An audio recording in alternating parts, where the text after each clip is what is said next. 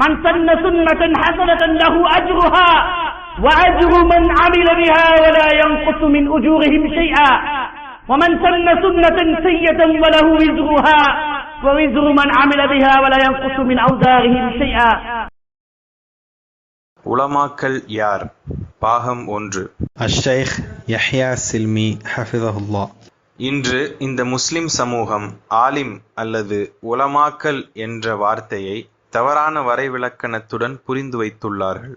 எனவே உலமாக்கல் என்பதற்கான சரியான வரைவிலக்கணத்தையும் இந்த உம்மத்திலுள்ள உண்மையான உலமாக்கல் யார் என்பதையும் எடுத்துக்காட்ட உள்ளோம். எல்லா புகழும் அல்லாஹுவுக்கே, ஸலவாத்தும் சலாமும் அகிலத்திற்கு அருட்கொடையாக வந்த எங்கள் உயிரிலும் மேலான இறுதி தூதர் முஹம்மது ஸல்லல்லாஹு அலைஹி வஸல்லம் அவர்கள் மீது உண்டாவதாக. அல் குர்ஆனையும் அஸ்-சுன்னாவையும் விளங்கும் வழிமுறையில் சஹாபாக்களின் விளக்கத்திற்கு முக்கியத்துவமும் முன்னுரிமையும் வழங்கப்பட வேண்டுமென்று இஸ்லாமிய உம்மத்திற்கு பல காலமாக நாம் குரல் கொடுத்து வருகின்றோம். நம்முடைய இந்த குரலுக்கு பல திசைகளிலிருந்து எதிர்ப்புகள் வருகின்றது. சஹாபாக்களின் விளக்கத்தின்பால் வழிகாட்டும் நம்முடைய குரலை எதிர்க்க வந்தவர்கள் அதற்கு ஆதாரமாக சஹாபாக்களை இழிவுபடுத்துவதையும் அவர்களை குறை சொல்வதையும் குற்றம் சுமத்துவதையும் தங்கள் வழிமுறையாக்கிக் கொண்டனர்.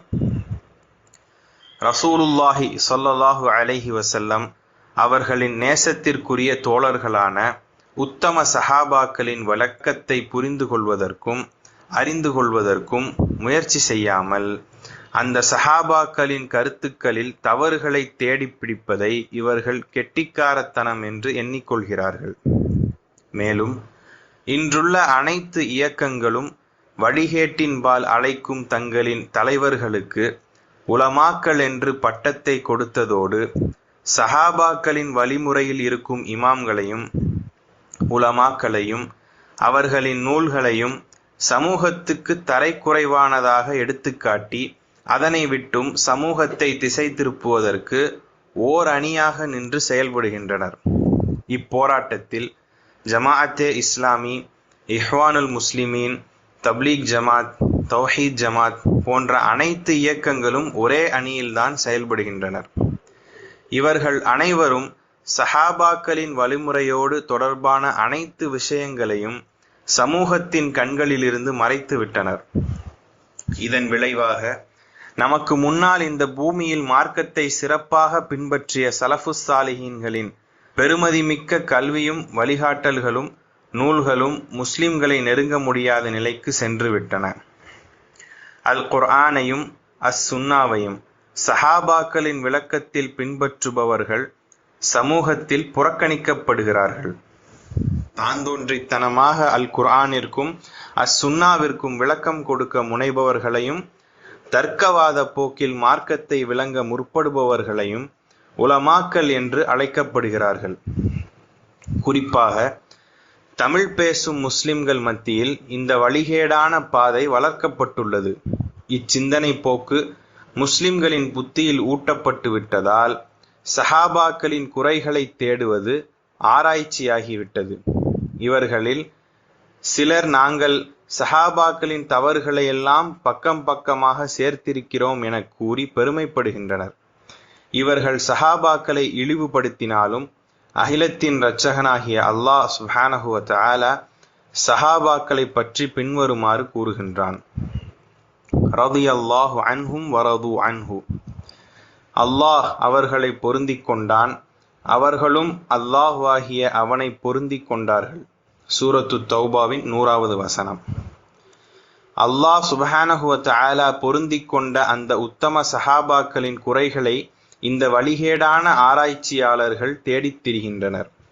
குறிப்பாக தமிழுலகில் தௌஹீத் ஜமாஅத் என்ற பெயரில் இயங்கும் இயக்கங்களும் அதன் தலைவர்களும் தங்களின் சுய கருத்துக்களை நியாயப்படுத்துவதற்கு சஹாபாக்களை குறிவைத்து தாக்குகின்றனர். சஹாபாக்களின் குறைகளையும் தவறுகளையும் தேடி ஆராய்ந்து அதனை கொண்டு மன நிம்மதி அடைகின்றனர்.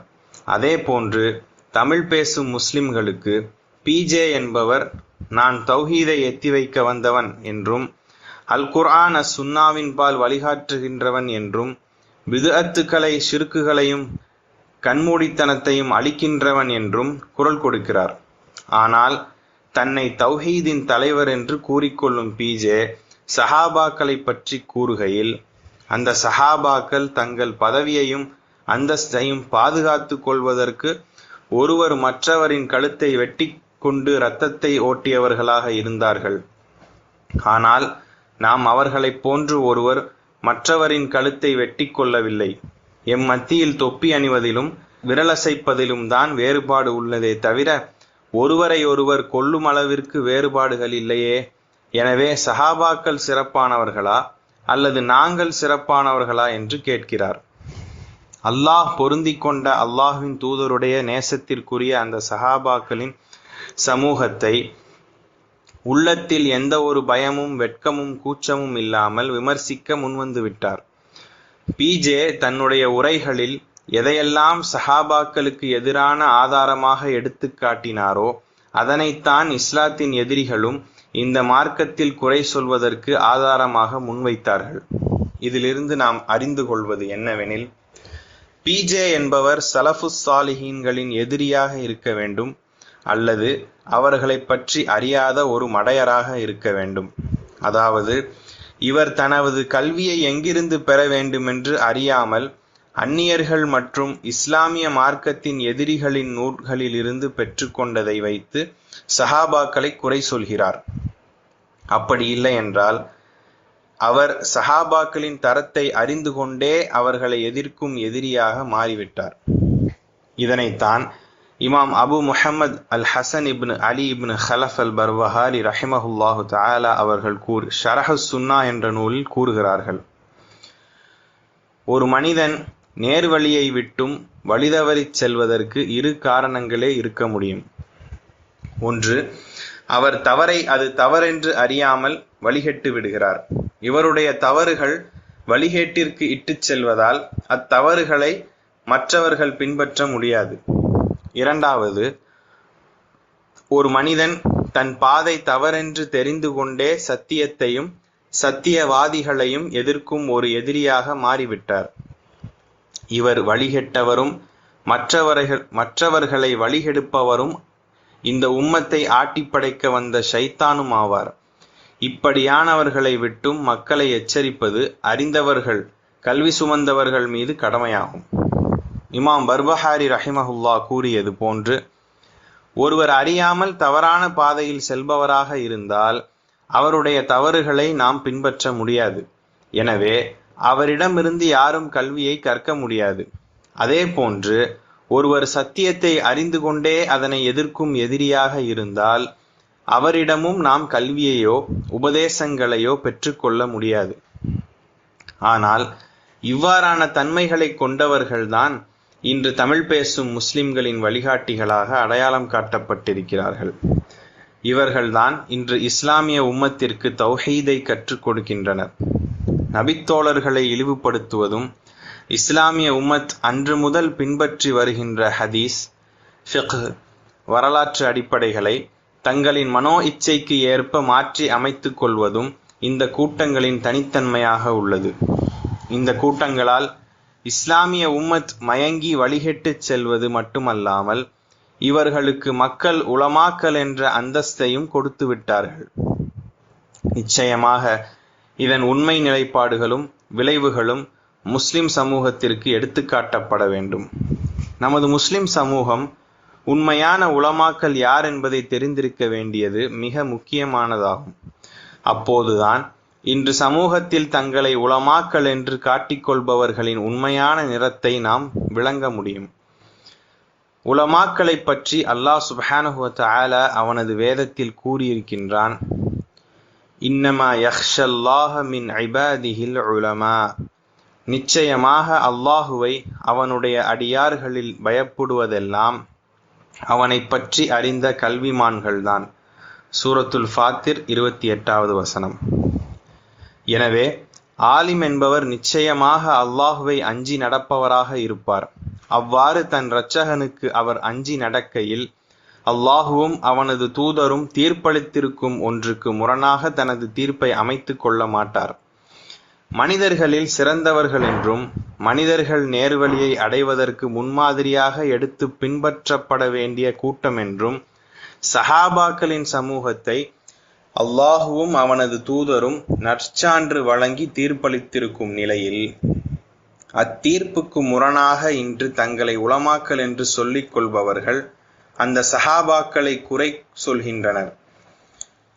அந்த சஹாபாக்கள் எதனையும் ஆராயாமல் கண்மூடித்தனமாக பின்பற்றியவர்கள் என்றும் அவர்களை நாம் பின்பற்றி அவர்களின் விளக்கங்களை எடுத்தால் நாமும் கண்மூடித்தனமாக பின்பற்றுபவர்களாக ஆகிவிடுவோம் என்றும் கூறுகின்றனர்.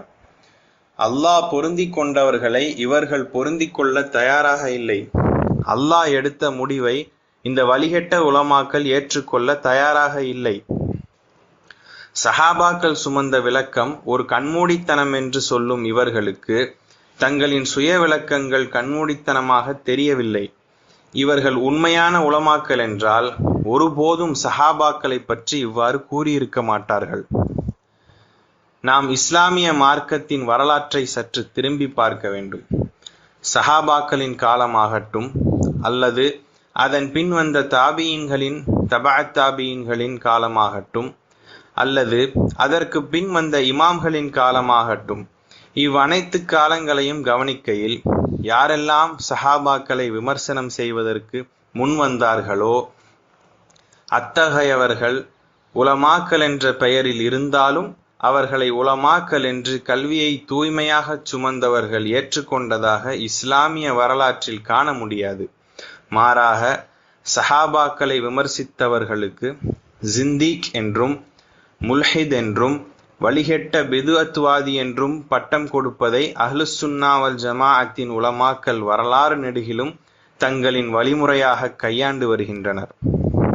உண்மையான உலமாக்கள் தான் யார் ஆலிம் என்பதை நன்கு அறிந்திருப்பார்கள். அதனால்தான் இந்த உம்மத்தின் தலை சிறந்த உலமாக்களான சஹாபாக்களை விமர்சிக்கும் பொழுது தூய கல்வியை சுமந்தவர்களால் பொறுத்து கொள்ள முடிவதில்லை. ஆனால் இன்றைய காலத்தின் நிலை அபூர்வமாக உள்ளது.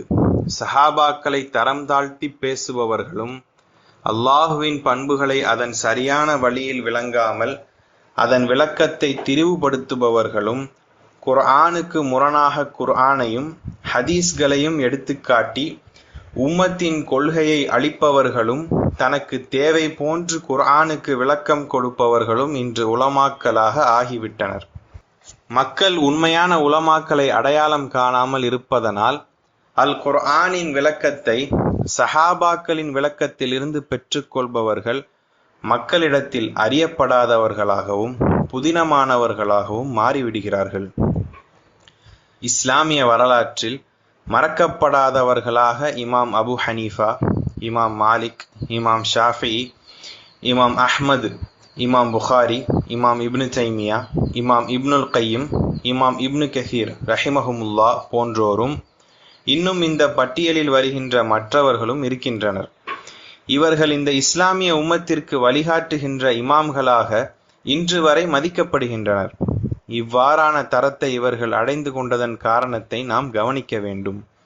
இந்த இமாம்களில் யாரும் தாங்கள் பிறக்கும் போதே இமாம்களாக பிறக்கவில்லை.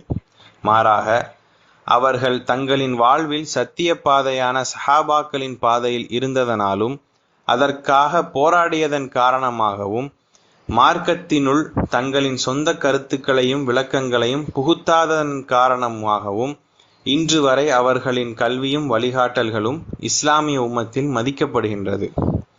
அவர்கள் சஹாபாக்களின் வழிமுறையை பாதுகாக்கும் போர் வீரர்களாக இருந்து சஹாபாக்களின் விளக்கத்தை முஸ்லிம் சமூகத்தில் பரப்பி அதற்கு எதிரான விளக்கங்களுக்கும் கருத்துக்களுக்கும் மறுப்புகளை கொடுத்த மனிதர்களாக இருந்தார்கள். இதன் காரணமாகவே இஸ்லாமிய உம்மத் அவர்களை இமாம்கள் என்று மதிப்புடன் அழைக்கின்றது. அவர்கள் அன்றைய காலத்தின் உலமாக்களாக இருந்தது மட்டுமின்றி அன்று அவர்கள் பிதத்வாதிகளுக்கு கொடுத்த மறுப்புகளும் பதில்களும் கல்வி ரீதியாக காட்டித்தந்த அடிப்படைகளும் இன்றுள்ள பிதத்வாதிகளுக்கு நாம் பதிலளிப்பதற்கு கையாளும் ஆயுதங்களாக மாறிவிட்டன.